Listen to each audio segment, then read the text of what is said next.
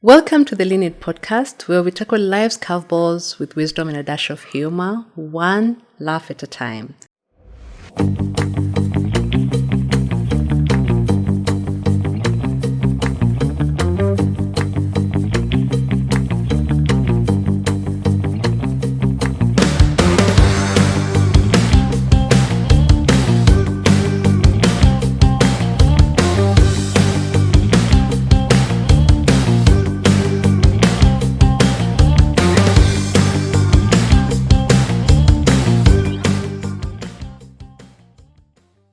I am your host, Shiro Mwangi. Today, we're going to be talking about a very interesting topic, one that is so close to my heart. Christmas. Not just Christmas, Christmas is a single parent. So first, Christmas, to me, it is the best season of the year. I start my Christmas, putting up my Christmas decorations early November. My daughter keeps saying, my little boy keeps saying, Mommy, it's not even Thanksgiving yet. And I will start playing my Christmas music as early as I possibly can. So my daughter keeps complaining that I'm going to wear out the music. Like, who does that? Anyway, I enjoy Christmas so much. I love driving out to just see the malls that have decorated the lights very well. My earliest memories of Christmas were driving with my cousins to our grandmother's house. And we would go, and one of my auntie would be playing some song by Bonnie M, and that stuck in my head. And we were a family, have always been a family that's very big on Christmas celebrations. So we would all gather up, all my cousins would be taken up country. Some of us would be taken a few days before Christmas.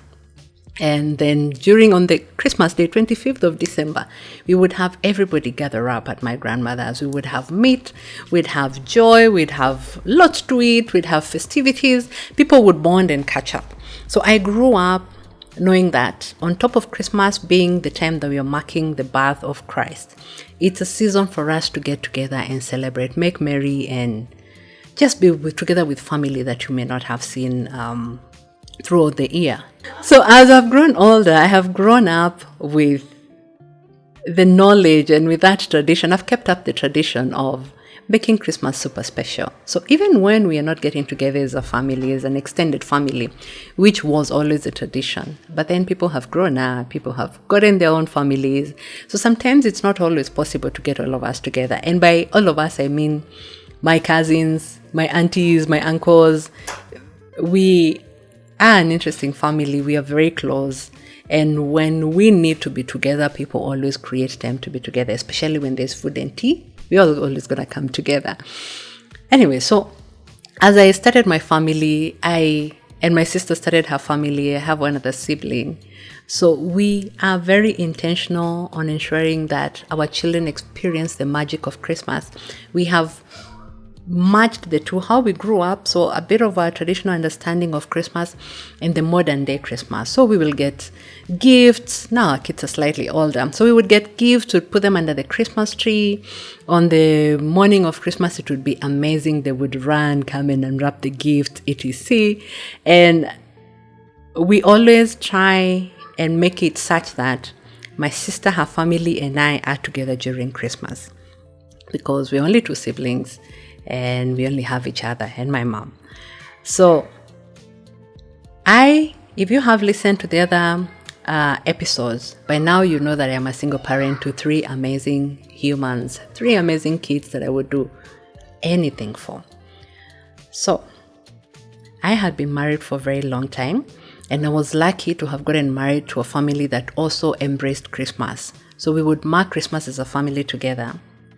Either at my mom's, or we would go to my family in-laws and just make merry and have a good Christmas day.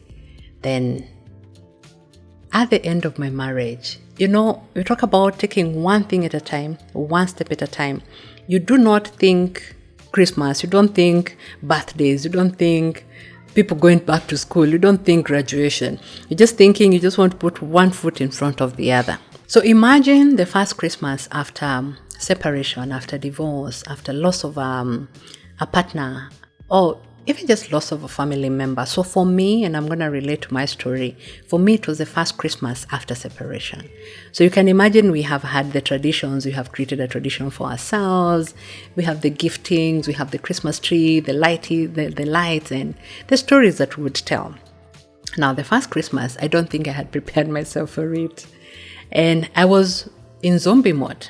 But here it was. And I remember it as a very draining season. Whereas Christmas is always the happiest season of my life, I look forward to it and I am happy. I'm that girl who is imagining, can we get Christmas clothes and stuff like that? I'm still there. So this was a time when I would just have wanted to pass Christmas, like pass. You're passing it this season. But I have 3 children that I have created a tradition for, a tradition that I was very intentional on carrying forward and making it alive for them. And the fact that life has shifted does not mean that we do away with the things that were working. There are those that we will adopt and keep going, but it was very different. Whereas we would plan trips, plan the holidays over that season, over that period, plan our finances together. You're looking at how you're decorating the house, how you're doing, the kind of gifts that you're buying. You're all alone and you have to keep going. And not only do you have to keep going and make Christmas work, you have to do that with a broken heart. So for me, and I hope somebody who is in that space right now finds this helpful and useful, because we are told to learn through this lessons of others. So for me, it was a very disorienting period.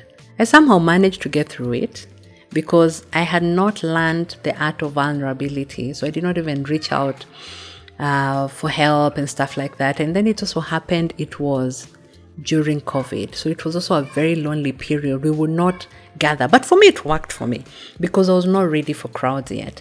But what I remember doing is overcompensating on the gift that I got for the children. Because as a parent, you want to make sure that they're okay. You want to embrace them. You want to love on them. You want to wipe away their pain. You want to wipe away their tears. So what I did this particular Christmas is I really over splurged on the gifts. Now that's not the best way to always go about it, because you have created precedents and expectations. We had a very small and intimate Christmas with my mom and my kids, and it was beautiful, but it was very sad because things had shifted. What helped is that from day one, I had started having conversations with the kids about the new order of things. Things have shifted a little bit. But what nobody tells you and what you do not even foresee is the changes that come with this shifting. So whereas we would go to the paternal family for the Christmas and just celebrate together, now this time we were all alone. Whereas they would be with their cousins, this time it was them and their mother. Whereas they would be like with their father, this time it was just mommy and the kids and my mom. So it was learning the new and accepting, and also helping the children accept that this is our new family. It doesn't mean that it's less than, it doesn't mean that it is not as good as the next family. It just means that this is how our family is now, and making the best of that and having conversations, very open conversations that will help everybody just deal with the new changes and the season. So it has gotten easier as time has gone by. That was the first Christmas. Fast forward to the next Christmas, I was ready. I had started my healing journey. The kids had started the healing journey. We prepared in advance. We were able to fall back into the nice little things that we would do for Christmas. The house was decorated in advance. Our tree was up. We were looking forward to it. This time I was very wise. I was not splurging. I was not overcompensating with gifts. So agree on what it is that you want to do, you want to have, and plan in advance. That's what I learned from that first Christmas. So what I've learned with this space and with the Christmas festivities and with everything else, it's a step-by-step journey. You just need to put one foot in front of the other and it becomes easier. And some of the things that I've actually been doing now that I am wiser and that first year is out of the way is planning. I plan in advance. So I know where I'm going in December. I know what I am doing. If I'm traveling, even if it's locally or internationally, I have booked, I have paid. Because then when you wait until last minute, it becomes very expensive. Planning ahead will help you as a single parent. Even if you're not a single parent, this will apply for anybody. But when you find yourself alone and you have to work by yourself, with yourself, there's nobody you're brainstorming with, you're depending on your savings, please plan in advance. And it's always easier anyway to pay for these trips in advance. Start talking about the gifts with the kids again early in advance. If you wait to buy gifts in December, they're usually extremely expensive. So if I have a list, I know roughly that my son, Ethan, and Jerry would like ABCD. As I am working, if I happen to travel through the year, I'll go collecting the gifts and putting them away. That's a mom hack. I'll stash them away. Come Christmas, I'm going to wrap my gifts and give them out. Another thing that I have found is if you are able to have a cordial conversation or a cordial relationship with your partner, with your ex-partner, it really helps. Agree on who is taking what holidays. And then that means you have a shared kind of burden, because if you're taking like the Jamhuri Day, this is the 12th of December, maybe it falls on a long weekend. If one spouse is taking that, the other one is taking the Christmas holiday, another one is taking New Year's, you're already also able to plan your calendar. What will you do? Because what they don't tell you, those times or those weekends or that week that your kids are away, the loneliness that engulfs you if you have not planned for yourself is quite something else. So plan in advance. Surround yourself with activities that work for you. But if you're like me, sometimes you just want to sit and just enjoy the alone time, that also becomes a good time for you to plan and know that I am going to watch these movies during this period. Don't allow yourself to have some downtime where you're going to feel sad and blue during Christmas.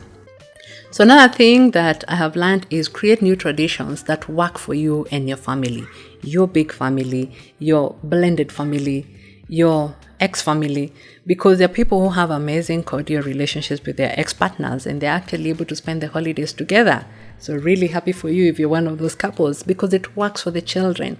And it's very, very important for the couples to realize that even as you part ways, the children did not choose to be born. You chose each other for them. So it's very important to put aside whatever differences you may have, to be there for them in a way that makes them know and reassures them that they are loved, and whatever it is that is happening will not affect them in a way that means they are questioning the love of one or the other partners.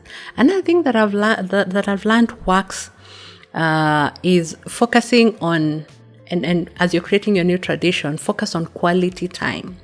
So we have tons of games, and from when we start the downtime, from 12th of December, the kids have closed their schools. I have sometimes taken leave from work. We will fill up our time with games. We will play Jenga, we'll play Monopoly, we'll play whatever games that will help us pass or ease the time. Because if you don't have a plan, then it becomes a time of spending. That's why when people are coming from Christmas and into the new year, when you need to pay school fees, people are broke because you have spent, you had not pre-planned, you have like home for 2 weeks, all of you. So what is happening? You eat out. For me, I look at that as an opportunity for us to cook together. One of my children is in culinary at school, so he's learning how to be, training to be a chef. So at the time that he's going to teach us on how to make these amazing dishes, at the time that those ones who love baking are going to bake for us amazing Christmas cookies, amazing Christmas cakes. So we are going to find ways of spending time together as a family that does not necessarily involve spending money. What I have learned as well, even as you're creating the tradition and you're doing all these things, as a single parent, you are exhausted. You've had a whole year of parenting. You have had a whole year of having all these worries about your kids and about life and everything. So if you can, please reach out for support. Find time and create time for yourself, because you can't pour from an empty cup. You can't give what you don't have. Christmas time is draining. It requires for us to just give and give and give for our children, for our family, for our parents, for our friends, for our relatives. So please find time to refill your cup. Ask for support. If there are people who can take care of your children for a little bit as you just love on yourself, please do that. Remember, for those of us in Kenya as well, this period we also give our house managers, our nannies, time off. So if you're giving them time off and you're not taking care of yourself, how will you be able to be present wholly and enjoy the Christmas period? Another thing that I have learned really works is manage expectations, your own expectations. You are not a superwoman. Manage your own expectations. Be very compassionate with yourself. What you do and you do well, It's fine, celebrate that. And also manage the expectations of the children, of the people around you, of your parents. They expect you to drive. For example, if your parents are like many hours away, they expect you to drive for Christmas. If you're traveling, please plan better. Plan your time, plan for the stopovers, make sure you have enough snacks and you have enough fuel in your car. One thing that I've also learned is really just focus on gratitude. This is a season for us to be grateful. One, be grateful for that Christ was born during this period. Remember the reason for the season. We always told that. This season is not only about gifting kids and spending time with family and stuff like that. Take time to just introspect. Remember the reason for the season. What I have learned that makes a big difference in everything in life is having an attitude of gratitude. So you have been alive for 12 months. You have been able to take care of yourself. You're in good health. You're here to celebrate and you're here to see another end of the year. So focus on having an attitude of gratitude, because in my life, I have seen that when I have an attitude of gratitude, everything sort of looks better. Even when I'm going through the toughest seasons or periods of my life, when I focus on what has worked, I'm able to be grateful. I'm able to appreciate what I have. So at the end of the year, as I have said, thank God that you're alive. Thank God for your family. Find reason to be grateful. Find reason to celebrate this season. And remember the reason for the season. So even as you go through this season that's amazing and beautiful, remember to plan for the following year so that it doesn't find you as a surprise. I wish you a Merry Christmas with your loved ones. Find reasons to celebrate. Find reasons to make this season very special for you and your loved ones. Above all, don't forget the reason for the season. Thank you so much for tuning in. Please like, share, follow. Let me know what you're doing for Christmas. Let me know those traditions that you and your family have. Let me know how you're coping. And you, if you're finding yourself in this space for the first time, let me know how you're coping. Let me know what you're finding as challenges. Let us share. Let us talk and grow each other. Let's grow. Let us share. Let us talk and grow through each other's experiences.